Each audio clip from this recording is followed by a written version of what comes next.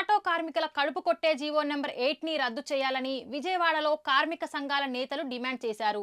విజయవాడను free జోన్గా మార్చామని చెబుతున్నప్పటికీ డీలర్లు ఆటోలు విచ్చలవిడిగా అమ్ముకోవటానికి మాత్రమే ఇది పనికొస్తుందన్నారు. ఈ జీవోల వల్ల ఆటో కార్మికులు తీవ్రంగా నష్టపోతారని వారు ఆందోళన వ్యక్తం చేశారు. విజయవాడ పొరుగున ఉన్న మండలాలతో పాటు బయట ఉన్న మండలాల ఆటోల్ని కూడా విజయవాడలోకి మార్చుకునేందుకు అనుమతి ఇవ్వాలని వారు డిమాండ్ చేశారు. అధికారులు కార్మిక సంఘాలతో సంప్రదించి జీవోలో మార్పులు చేయాలన్నారు. లేని పక్షంలో ఆందోళన ఉధృతి చేస్తామని స్పష్టం చేశారు. 2002లో జనాభా ప్రాతిపదిక మీద 8600 సరిపోతుందని చెప్పేసి ఆనాడు ఉన్నటువంటి టీడీపీ ప్రభుత్వం జీవో నెంబర్ 155 ఇచ్చారు. మరలా 2015లో కూడా టీడీపీ అధికారులకు వచ్చిన తర్వాత లేదు ఆటో సరిపోవట్లేదు ప్రజలకు అని చెప్పేసి మరి 4500 ఆటోల్ని 5 మండలాలు కలుపుతూ జీవో ఇచ్చారు. తర్వాత మహిళలకి షీ ఆటోలు ఇచ్చారు వాళ్ళే. ఈనాడు మళ్ళా 2025 ఎన్నికలు గెలిచిన తర్వాత మన ఫిబ్రవరి 13వ తారీఖున మళ్ళీ జీవో ఇచ్చారు. అంతకుముందు ఇచ్చినటువంటి 2002, 2015 సంబంధించినటువంటి జీవోలన్నీ కూడా రద్దు చేసేస్తూ కొత్తగా జీవో నెంబర్ 8 ఇచ్చారు.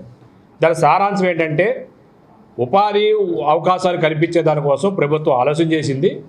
ఉన్నటువంటి జీవోలు మొత్తం రద్దు చేసేసి విజయవాడ నగరాన్ని ఫ్రీ జోన్ చేస్తాం, కొత్తగా ఆటోలు తీసుకునే దానికోసం ఎటువంటి అభ్యంతరం లేదు, ఎన్నైనా తీసుకొచ్చే పద్ధతిలోన జీవో నెంబర్ 8 ఇచ్చారు. మేమేం కోరుతామంటే మీరు ఇచ్చినటువంటి జీవోలోనే ఉపాధి అవకాశాలు కల్పిస్తామని చెప్పి అన్నారు. ఇప్పటివరకు ఉన్నటువంటి విజయవాడ నగరానికి ఆడుకుంటూ ఉన్నటువంటి వివిధ మండలాలకు సంబంధించినటువంటి ఆటోలకి మీరు గతంలో సీలింగ్ ఉండటం వల్ల ఇక్కడ ఉన్నటువంటి కార్మికులు ఆ మండలాల్లో ఆధార్ కార్డులు తీసుకొని అడ్రస్ మార్చుకొని ఆటోలు తీసుకున్నారు. వాళ్ళంతా కార్మికులు కాదా, వాళ్ళకి ఉపాధి కల్పించాల్సిన అవసరం ఈ ప్రభుత్వానికి లేదా అని చెప్పేసి మేము ఐఎఫ్టీగా సూటిగా క్వశ్చన్ చేస్తూ ఉన్నాం. ఉపాధి అవకాశం కల్పించాలంటే అందరూ కార్మిక దృక్పథంతో ప్రభుత్వాలు ఆలోచన చేయాలి. కానీ ఈరోజు జీవో నెంబర్ 8లో ఏముందంటే షోరూమ్ వాళ్ళు ఎవరైతే ఉన్నారో ఆటో తయారు చేసుకునేటువంటి డీలర్ కావచ్చు, అమ్ముకునేటువంటి వాళ్ళకి మేలు చేసే పద్ధతిలోనే కొత్త ఆటోలు అమ్ముకునే దానికి జీవో ఇచ్చారు. ఇది సరైనది కాదని చెప్పేసి ఐఎఫ్టీగా మేము క్వశ్చన్ చేస్తూ ఉన్నాం. చాలా సంవత్సరాల కాడి పోరాటం చేస్తూ ఉన్నాం. ఇప్పటికీ వాళ్ళని ఒక చిన్న చూపు చూస్తూ ఉన్నారు.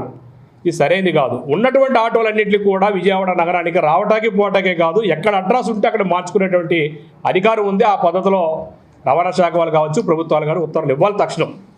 ఆ అదనంగా ఇంకా మీకు ప్రజలకి డిమాండ్ ఉండి ఇంకా ఆటోలు కావాలంటే ఇచ్చుకోవడం మాకు అభ్యంతరం లేదు. కేవలం షోరూములకి కొమ్ము కాసే పద్ధతిలో ఇస్తే మాత్రం ఐఎఫ్టీకి ఎట్టి పరిస్థితులు ఊరుకునే ప్రసక్తి లేదు. రాష్ట్ర వ్యాప్తంగా ఉన్నటువంటి ఆటో కార్మికులందరినీ కూడగడతాం, కార్మిక సంఘాలు కూడగడతాం. ఈ రాష్ట్ర ప్రభుత్వానికి పెద్ద ఎత్తున వ్యతిరేక ఉద్యమాన్ని చేపడతామని చెప్పి సందర్భంగా మీడియా ద్వారా ప్రభుత్వాన్ని హెచ్చరిక చేసుకున్నాం. ఉపాధి కల్పించే పేరుతో ఒక జీవో విడుదల చేస్తుంది మన 13న జీవో నెంబర్ 8. పేరుకి మాత్రం అది ఉపాధి అనే రకంగా రాశారు, కానీ అది ఉపాధి కోసం కాదు.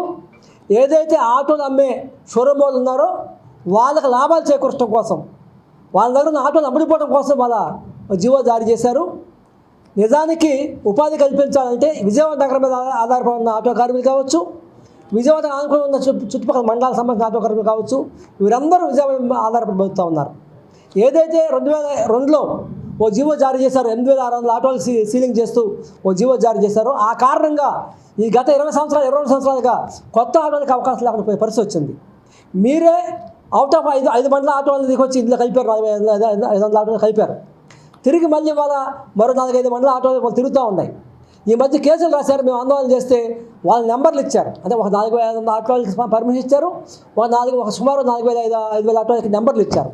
ఇవన్నీ వాళ్ళు పక్కన పెట్టేసేసి వాటిని వదిలేసేసి కొత్తగా తీసుకోమంటూ ఉన్నారు. ఒక పక్కన ట్రాఫిక్ ఇబ్బంది ఉంది, పై మండలాల వాళ్ళు రాకూడదని చెప్తా ఉన్నారు. మరో పక్కన లక్షణంగా కొనుక్కోవడానికి చెప్తా ఉన్నారు. ఇది ద్వంద్వ వైఖరిగా ఉంది.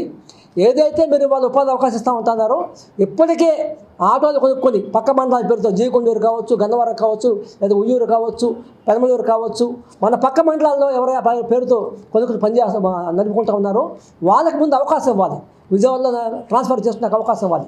ఆ తర్వాత ఇంకా అవసరం అనుకుంటే నిజానికి ఏదైనా సరే ఇలాంటి ఒక జీవో ఇచ్చే ముందు ఆయా శాఖల వాళ్ళు ముఖ్యంగా కార్పొరేషన్ శాఖ సంబంధించిన మున్సిపల్ కార్పొరేషను, పోలీసు వారు, ఆర్టీఓ 3 సెక్షన్లు కూర్చొని మాలాంటి ఆటో కార్మిక సంఘాలు పిలిచి ఎలా ఉంది పరిస్థితి, ఆటోలు పెంచడానికి అవకాశం లేక చర్చించుకొని ఒక అవగాహన వచ్చి పెంచాలి, జీవో ఇవ్వచ్చు.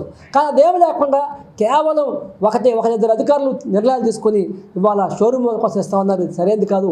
మేము జీవోని అది రద్దు చేయమంటా ఉన్నాం.